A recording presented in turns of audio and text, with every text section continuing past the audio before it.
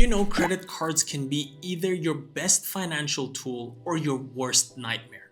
If you pick the wrong one, you're basically throwing money away in fees and interest with little to no return. But pick the right one and it's like getting free money back on things you're already spending on. And when it comes to cashback, Emirates Islamic has a solid contender with the Switch Cashback credit card. But is it really worth it? How much cashback can you actually earn? What's the catch? And most importantly, is this the best cashback credit card you can get in 2025? Let's break it all down.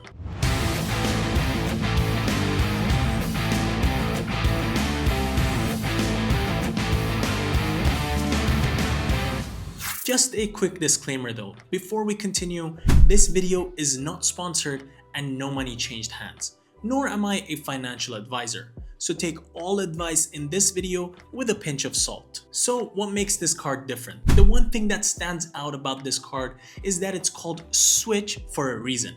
Unlike most cashback credit cards that lock you into a fixed reward structure, this one lets you switch between two categories: lifestyle and travel, depending on your spending habits. That means if one month you're spending more on groceries and dining, you can choose the lifestyle option.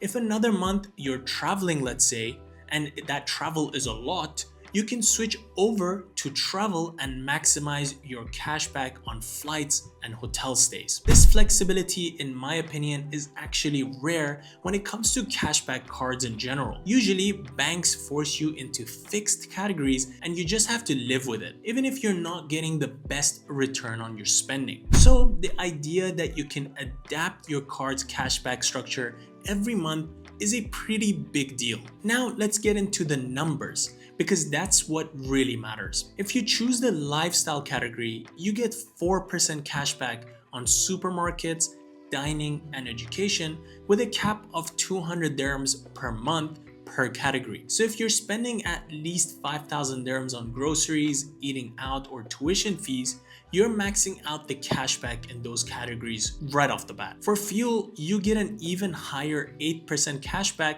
but the cap is 100 dirhams per month. So to max that out, you'd need to spend 1,250 dirhams on fuel in a month. Then there are the necessary boring payments. Things like telecom bills, utilities, real estate payments, and government transactions. These ones get 0.5% cashback, but there's no cap. So while it's not a huge percentage, at least you're getting something back on payments that usually don't give you anything. And everything else in your pie is a 1% cashback, also uncapped. So whatever doesn't fall into the main categories I mentioned earlier, at least you're still getting some money back. Now, if you switch to the travel category, the cashback percentages are similar but with different focuses. Instead of supermarkets and education, you get 4% cashback on airline bookings and hotels. Again, capped at 200 dirhams per category per month. Dining remains at 4% cashback. Fuel isn't included and everything else stays the same. 0.5% for telecom, utilities, and real estate,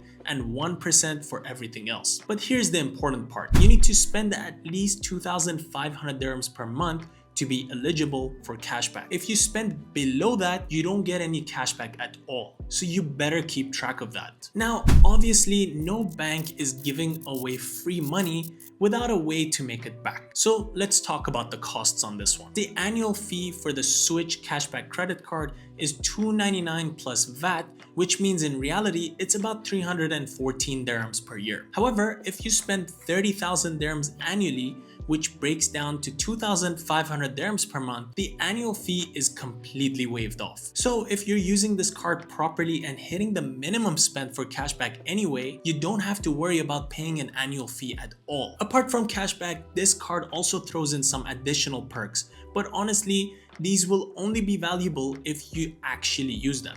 There's complimentary access to over 1,000 airport lounges, but to unlock that, you need to spend at least $1 in foreign currency transactions 15 days before your visit. There's also buy one, get one free movie tickets at Vox and Real Cinemas, but that's only if you spend 5,000 dirhams per month. And if you're into golf, there are 2 free rounds per month at select courses. But again, you need to be spending 5,000 dirhams per month to qualify for that. They even throw in one free valet parking service per month, but to use that, you have to hit 3,000 dirham in monthly spend. And for those who care, there's also free access to Dubai Ladies Club. But again, a 3,000 dirham spend is required. Now, let's talk about who can get this card. The minimum monthly salary requirement is 5,000 dirhams per month, which makes it accessible to a lot of people. Some of the more premium cashback cards in the UAE require somewhere around 8, 15, or even 20,000 monthly salaries.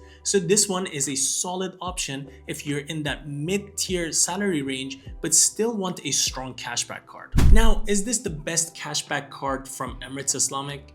The short answer is yes. If you're consistently spending over 2,500 dirhams per month and want flexibility in your cashback rewards. The ability to switch between lifestyle and travel cashback, like I mentioned earlier, is unique, and the 4% cashback on everyday essentials like groceries, dining, and education makes it a practical choice. The 8% cashback on fuel is also a solid perk, but the 100 dirham cap means you can max out pretty quickly.